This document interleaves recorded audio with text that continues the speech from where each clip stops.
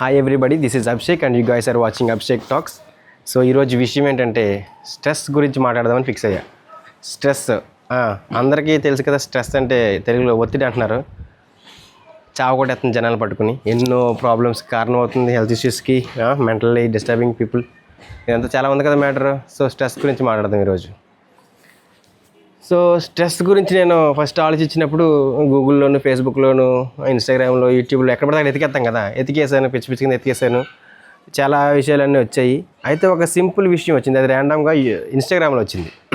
So ఇన్స్టాగ్రామ్లో నాకు వచ్చింది, నాకు తెలిసింది ఆ విషయం. ఒక పెద్ద అయిన గొప్ప వ్యక్తి చెప్పారు ఆ విషయం.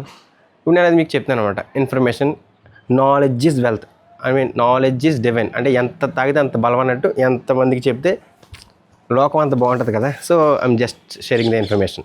విషయం వచ్చేసి stress doesn't usually comes from big things. ఏదో పెద్ద పెద్ద విషయాల నుంచి ఏం రాదు.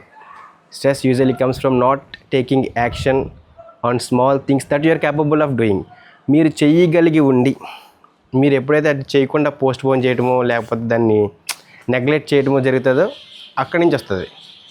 అసలు నిజం చెప్తున్నాను చూడు. ఇప్పుడు మా ఫ్రెండ్కి ఎంత ఉన్నాడు, పరిగెట్టుకుంటూ పైకి వచ్చి, అభిషేక్ రేపు పొద్దున నువ్వు ఏరోప్లేన్ నడపాలరా, ఇక్కడ నుంచి ఇండియా నుంచి అమెరికా వేసుకెళ్ళాలన్నాడు అనుకో. నేను ఫస్ట్ ఆడికి స్క్రూ లూజ్ అయిపోయిందాం అనుకుంటాను. ఆబ్వియస్గా అందరూ అదే అనుకుంటారు. ఎందుకంటే నేను ఏంటో వాడికి తెలుసు కాబట్టి అలా అనకూడదు. అన్నాడు అనుకో, ఒకవేళ నిజంగానే స్క్రూ లూజ్ అయిపోయింది అన్నాడు అనుకో, అలా కాదే నిజంరా అన్నాడు అనుకో, అది కొంచెం సీరియస్ మ్యాటర్ ఏమనుకుని నేను ఆలోచించి సర్లేరా అంటాను. లేదంటే ఏంటంటే కామెడీ అంటాను, నవ్వుతాను, అయిపోయింది. ఏరోప్లేన్ నడవడం నేను నవ్వే విషయమా, కామెడీయా కాదు కదా. ఏరోప్లేన్ అసలు ఎంత ఉంటుంది, దాన్ని ఎంత కంట్రోలింగ్ సిస్టమ్ ఉంటుంది, దానికోసం ఎంత ఆలోచించాలి, ఎంత థింకింగ్, ఇన్స్టెంట్గా థింక్ చేయాలి. సడన్గా అయిపోతుందా, గొప్ప వేరే ఆలోచన చేయాలి. అప్పటికప్పుడు నువ్వు డిసిజన్ మేకింగ్ చాలా ఫాస్ట్ ఉండాలి, నీ క్విక్ బ్రెయిన్ ఉండాలి. అంత పెద్ద సీరియస్ విషయం నాకు కామెడీయా ఎందుకు నవ్వుతున్నాను, ఎందుకంటే అది నా రేంజ్లో లేదు. నేను దానికోసం చదవలేదు, నేర్చుకోలేదు. నేను అది కాదు, నేను పైలట్ కాదు. సో అంత పెద్ద విషయం నాకు స్ట్రెస్ కలిగేస్తుంది. అదే ఫ్రెండ్ ఇప్పుడు వచ్చి, ఒరే మొన్ననగా పెట్టిన స్ప్రెడ్షీట్ నువ్వు ఇంకా నింపలేదంటే, అది ఆల్రెడీ జిరాక్స్లు కూడా ఇచ్చేస్తున్నారు, సబ్మిట్ చేస్తారంట, నువ్వు డీటెయిల్స్ ఏమి నింపలేదు అందులో నువ్వు అన్నాడు అనుకో, స్ట్రెస్ అయిపోతా, బీభత్సం అయిపోతా. ఊరి బాబు స్ట్రెస్ ఏంటి, ఏరోప్లేనే స్ట్రెస్ చేయలేదు, నేను చిన్న స్ప్రెడ్షీట్ ఫిల్ చేయలేనందుకు స్ట్రెస్ అయిపోతున్నా. ఎందుకంటే ఇది నేను చేయగలను, నా చేతిలో ఉన్న పని, చేయాల్సిన పని కూడా చేయగలను, చేయాల్సిన పని, నా చేతిలో ఉన్న పని, నాకు రాని పని కూడా కాదు. నేను నొక్కొచ్చు, నింపొచ్చు, అయిపోయింది, సబ్మిట్ చేయొచ్చు. కాబట్టి ఏదైతే చిన్న విషయం, నువ్వు చేయగలిగిన విషయం ఏదైతే ఉందో, నువ్వు దాన్ని చేయకుండా ఉంచుతున్నావో అదే ఎక్కువ స్ట్రెస్ కాజ్ చేస్తుంది నీకు. కాబట్టి నా మాటిని, ఏమైనా చిన్న చిన్న పనులు ఉంటాయా అవి చేసుకుంటూ పూర్తి చేసుకుంటూ వెళ్ళిపో, నీకు స్ట్రెస్ ఉండదు. ఇది జాబ్ చేసుకునే వాళ్ళకి ఆ జాబ్లో ఉన్న ఏదైతే పనులు ఉంటాయో చేసేయాలి, ఏదైతే పనులు ఉంటాయో చేసేసి అప్పచెప్పేయాలి. మరీ ఎక్కువ అప్పచెప్పేద్దరనుకో, పనులు మీద వేస్తున్నారనుకో, చేస్తున్నావు కదని చెప్పి తోసేస్తున్నారు అనుకో నెత్తి మీద, నువ్వు చెప్పాలి, అయ్యా కొంచెం ఓవర్ అయింది, అంత లేదు, ఉన్నదే ఇంత టైము, ఆల్రెడీ నీ వర్క్స్ ఉన్నాయి అని నువ్వు పొలైట్గా చెప్పుకోవటం, మీ ఫ్రెండ్స్ అందరూ చెప్పి, కొలీగ్స్ అందరూ ఒకటి అయ్యి మాట్లాడుకోవడం చేయాలి. అంతే, స్ట్రెస్ అవసరం పని లేదు ఇక్కడ. నెక్స్ట్ వచ్చేసి ఇది కొలీగ్స్ కోసం ఉద్యోగం చేసుకున్నారు.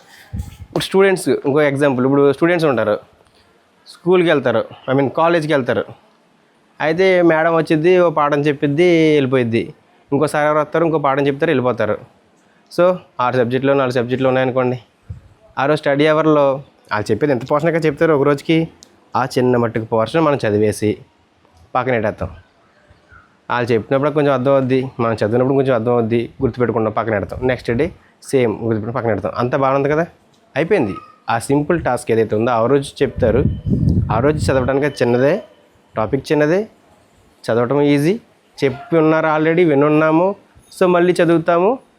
కాబట్టి మనకు అర్థం చేసుకోవడం పెద్ద కష్టం అవ్వదు. అయితే మనోళ్ళు ఏంటి, కుర్రోళ్ళు ఎగస్టల్ కదా, చదవకుండా పక్కన పెడతారు. ఫస్ట్ చాప్టర్ పక్కనెట్టు, సెకండ్ చాప్టర్ చెప్పారు పక్కనెట్టు, third chapter, fourth chapter, 32nd chapter, 40th chapter, 40 chapters అయిపోయింది ఒక సబ్జెక్ట్లో. ఇంకో సబ్జెక్ట్లో ఇంకో 40 చాప్టర్స్, ఇంకో సబ్జెక్ట్లో ఇంకో 40 చాప్టర్. ఒకరోజు ఇలా కళ్ళజోడు తీసి ఇలా చూస్తే ఈ పోర్షన్స్ అంతా, ఈ సిలబస్ అంతా ఒక సముద్రమా ఏంటిది, పర్వతం, ఒక పర్వతంలా కనబడుతుంది, శిఖరం అయిపోద్ది పరిస్థితి. వల్ల కాదు వీడికి వల్ల కాదు. ఏమైద్ది, అవన్నీ చదవలేడు కదా. సర్లే అన్నీ చదవాలని ఏముంది, ఇంపార్టెంట్ చాప్టర్స్ అంటాడు. ఇంపార్టెంట్ చాప్టర్స్ ఏమైతే లాస్ట్కి చదవలేడంటే టైం లేదు కదా. నువ్వు ఏ 10 రోజుల ముందు 4-5 వారం రోజుల ముందు మెలుకుంటావు, అప్పటికే జీవితం అయిపోద్ది, చదివే ఛాన్స్ ఉండదు. ఇదంతా చూస్తేనే కొండంత ఉంటుంది, నీ వల్ల కాదు. నువ్వు ఇంకా important questions, important chapters, previous question papers అంటావు. లాస్ట్కి ఇంకా అల్టిమేట్గా ఇంపార్టెంట్ క్వశ్చన్స్ ఫిక్స్ అవుతావు బ్రో. ఫిక్స్ అయ్యావా, ఆ ఇంపార్టెంట్ క్వశ్చన్స్ చదివేస్తావు, ఇరగదీసేస్తావు, తెల్లవారిపోద్ది. నువ్వు పూర్తి చేయకుండా తెల్లారిపోద్ది. ఎందుకంటే నువ్వు లేక మనిషి అని చెప్పి సూర్యుడు లేక అవడు కదా, తెల్లవారిపోద్ది, వచ్చేస్తాడు సూర్యుడు, వచ్చేస్తాడు. ఎగ్జామ్ టైం అయిపోద్ది, ఎగ్జామ్కి వెళ్తావు. ఎగ్జామ్ హాల్లో కూర్చుంటావు. ఫస్ట్ క్వశ్చన్ పేపర్లో అంతే, ఫస్ట్ క్వశ్చనే హెడ్ షాట్, చెక్కేది నీ మొత్తం అయిపోయింది, నీ బతికైపోయింది, మొత్తం చెక్కేది నీది మొత్తం. అదే నీ బ్రెయిన్ చెక్కేద్ది అనమాట. చెక్కేసిందా, నీ వల్ల కాదు, అటు ఇటుని ఎత్తుక్కుంటావు. ఎందుకంటే నువ్వు రాయలేవు కదా, నేను చదవలేదు కదా, నీ వల్ల కాదు కదా. సో అటు ఇటు ఎత్తుక్కుంటావు, చూస్తూ ఉంటావు. ఇన్విజిలేటర్ వస్తాడు, అంటే ఎప్పుడు మీద పీకి దిక్కు చదువుకుంటే రాయి అంటాడు. నువ్వు రాయలేవు, అడిగి తెలదు కదా, నువ్వు చదువుకొని వచ్చావు అని అంటాడు. నువ్వేమో రాయలేవు, నీ వల్ల కాదు. అక్కడ పేపర్ చెక్కేద్ది, సొల్లు కొడతావు. ఇన్విజిలేటర్ ఏమో ఏంటి ఈడే తొక్కలేదు అంతా రాసాడు. ఇన్విజిలేటరా పేపర్ కరెక్ట్ చేస్తారు ఎగ్జామినర్, ఏంటి ఈడే చెత్త అంతా రాసాడు, చెత్తదు అని చెప్పి చింపేస్తాడు. నీ పేపర్ అయిపోయింది, నువ్వు ఫెయిల్ అయిపోయావు బ్రో. ఇంటికి వచ్చేస్తావు. మీ అమ్మ మీ నాన్న మళ్ళీ చెక్కేస్తారు. ఎందుకు ఇన్ని చెక్కుడు, స్ట్రెస్ ఎందుకు? ఆ మౌంటైన్ చూసి స్ట్రెస్ ఎందుకు కావాలి నువ్వు? అంత మౌంటైన్ ఎందుకు కట్టావు నువ్వు? ఒక రోజుకి ఒక టాపిక్ చెప్తారు, చిన్న టాపిక్కే లేదా కొంచెం పెద్ద టాపిక్కేనా, ఒక టాపిక్కేగా చెప్తారు. ఆ రోజు స్టడీ అవ్వాలని చదివేచ్చుగా, అయిపోయిందిగా. చదవవు, దిక్కులు చూస్తావు, సొల్లు ఎవరు ఎక్కువ చేస్తావు. ఎన్ని ఎందుకు అంత బాగా ఉందిగా, నేను చదువుకోవచ్చు కదా. నువ్వు స్టూడెంట్వే కదా. ఇప్పుడు నువ్వు వేరే ఏదో అనుకో, అది వేరే విషయం. స్టూడెంట్వే కదా, పని అదే కదా. కల్చరల్స్, ఎక్స్ట్రా కరిక్యులర్ యాక్టివిటీస్ ఉండొచ్చు, అలాగని చెప్పి నువ్వు పక్కనట్టే కొడదు కదా, నువ్వు గోడ కట్టకూడదు కదా. గోడ కట్టేస్తావు, గోడ ఏమో చూస్తే పర్వతంలో ఉంటుంది, తర్వాత ఇబ్బంది. ఇదంతా వద్దు. నేనేమంటానంటే స్ట్రెస్ వద్దు, స్టూడెంట్స్కి చెప్తున్నాను. ఇది ఇందాక చెప్పింది కొలీగ్స్ అంటే జాబ్ చేసుకునే వాళ్ళకి. జాబ్ చేసుకునే విషయంలో ఏదైతే చేయాలో అది చేసేస్తాం ఆ రోజుకి, ఆ స్ట్రెస్ లేదు. నేనే స్ట్రెస్ అయిపోయిన మొన్నదాకా. ఉద్యోగం కోసం కిందకి వెళ్తాను, స్కూటీ తిప్పుతాను. స్కూటీ తాళం తిప్పుతున్నట్టు నా పక్కన నా బండి ఉంటుంది, బండి నుంచి చూస్తాను, గుండె కరుక్కుమనేది నాకు. ఎందుకంటే నేను ఎంతో ఇష్టపడి కొనుక్కున్నాను బండి. నా మొదటి బైక్, నాకు ప్రాణంలాగా హ్యాపీనెస్తో కొనుక్కున్నాను. పక్కన నడిపోయింది, అది చిన్న బ్యాటరీ ప్రాబ్లం వల్ల పక్కన నడిపోయింది. పక్కన నడిపోతే అది ఏమైంది, అయ్యో పక్కన నడిపోయింది. చిన్న బ్యాటరీ ప్రాబ్లం వల్ల పక్కన నడిపోయింది. అంతే అది. వెళ్ళాను, ఓ బ్యాటరీ కొనుక్కొచ్చాను, వేసాను, స్టార్ట్ అయింది, తిరుగుతున్నాను, ఎంతో హ్యాపీగా ఉంది. ఆ పావు గంట వెళ్ళి వచ్చి ఇప్పి బిగించడానికి నాకు ఎంతో టైం పట్టలే. కానీ దాన్ని చూసి ప్రతిరోజు బాధపడి స్ట్రెస్ అయిన విషయం మాత్రం 6 నెలలు 7 నెలలు స్ట్రెస్ తీసుకున్నాను.